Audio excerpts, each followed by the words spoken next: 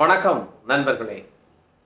இந்தியாவின் மீது 25% வரியை ட்ரம்ப் விதிச்சாரு. உலகின் பல்வேறு பகுதிகளில் மிகப்பெரிய அதிர்வலைகள் ஏற்பட்டது. இப்போ 50% வரி இந்தியாவிலிருந்து அமெரிக்காவுக்கு ஏற்றுமதி ஆகக்கூடிய பொருட்கள். இப்போ இந்த அறிவிப்பால் என்ன நடந்திருக்குன்னு பார்த்தீங்கன்னா, எதிரிக்கு எதிரி நண்பன் சீனா இந்தியா உறவு வலுப்படும் போல தெரியுது.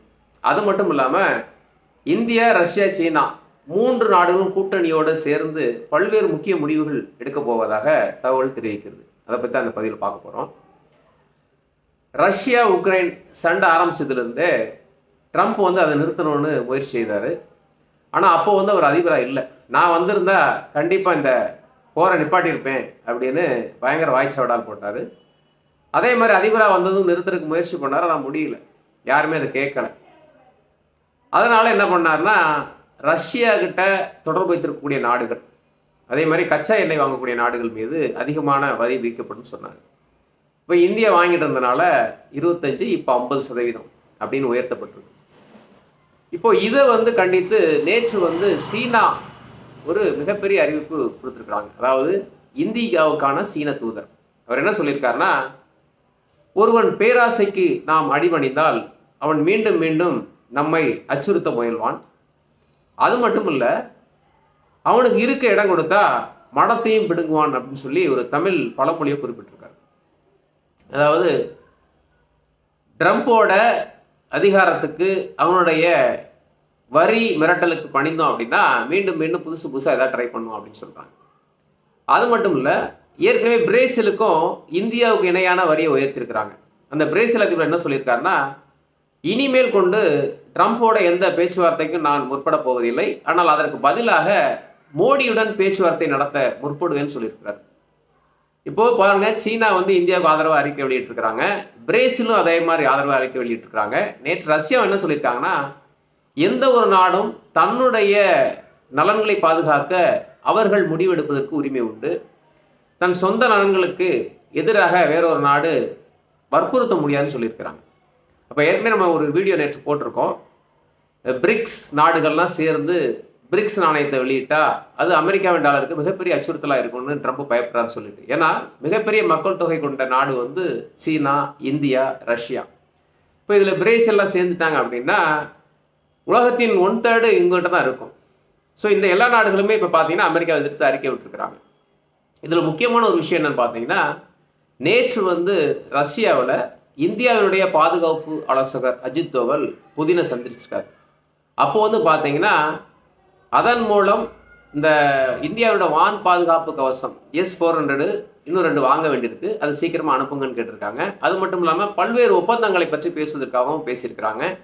இதன் அடிப்படையில் விளாடிமிர் புதின் செப்டம்பர் இல்லை அக்டோபரில் இந்தியாவுக்கு வர்றதுக்கு ஒப்புக்கொண்டதாகவும் அறிக்கை வெளியாக இருக்குது. அதாவது ட்ரம்ப் 50% வரி இந்தியா மீது விதிக்கப்படும் சொன்ன மறுநாள் புதின் இந்தியாவுக்கு வர இருப்பதாக தகவல் வெளியிடப்பட்டிருக்குது. இது என்ன சொல்லுது அப்படின்னா, ட்ரம்ப் நீ எவ்வளோ மிரட்டினாலும் எங்களுக்கு மிகப்பெரிய ஒரு ஆதரவு ரஷ்யாட்ட இருக்குது. ஏன்னா ஆயுதங்கள் ரஷ்யாட்ட தான் இந்தியா வாங்கிட்டு இருக்கு. ஸோ அதுக்கு எந்த ஒரு தடையும் இருக்காதுன்னு சொல்கிறாங்க. இன்னொன்று பார்த்தீங்கன்னா, இந்த நாய் எப்போ பார்த்தாலும் குறைச்சிக்கிட்டே இருக்கும். இந்த குறைக்கிற நாய் கடிக்காதுன்னு சொல்லுவாங்க. அதே மாதிரி ட்ரம்ப் தினம் தினம் அறிக்கை வெளியிட்டே இருக்கான். அவனை நம்ம எந்த கணக்குலையும் சேர்ந்துக்க முடியாது. ஆனால் மோடி பார்த்தீங்கன்னா பல்வேறு தலைவர்கள் கேள்வி கேட்கும்போது மறைமுகத்தான் பதில் சொல்லுவார்.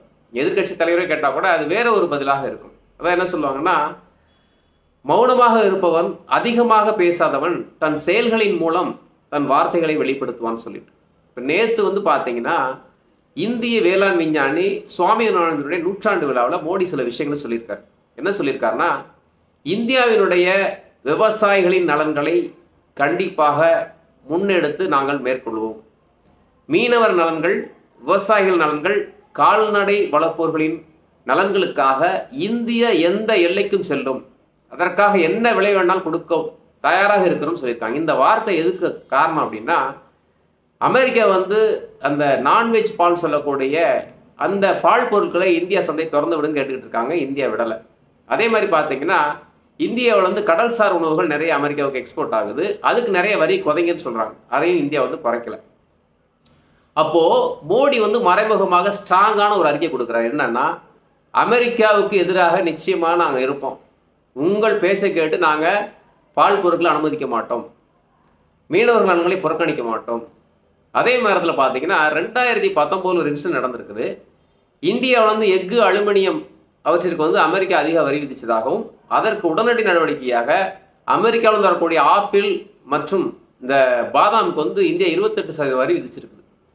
அதுக்கப்புறம் சமாதான நடவடிக்கை எடுத்ததுக்கப்புறம் அதை குறைச்சிருக்காங்க. அப்போ இந்தியா வந்து நீ என்ன நடவடிக்கை எடுத்தாலும் பதில் நடவடிக்கை எடுக்க தயாராக இருக்குன்னு உணர்த்திருக்காங்க. நேற்று கூட பார்த்து சொல்லியிருக்கிறோம். அமெரிக்காவில் வந்து மிகப்பெரிய பிராண்டுகள்லாம் இந்தியாவில் விற்பனை ஆகிட்டு இருக்குது. அதற்கு இந்தியா வரி போட்டால் என்ன ஆகும்னு சொல்லி நம்ம இந்த மோடி பதிலடின்னு சொல்லக்கூடிய வீடியோவில் கொடுத்துருக்கோம். பார்க்காதவங்க பாருங்க.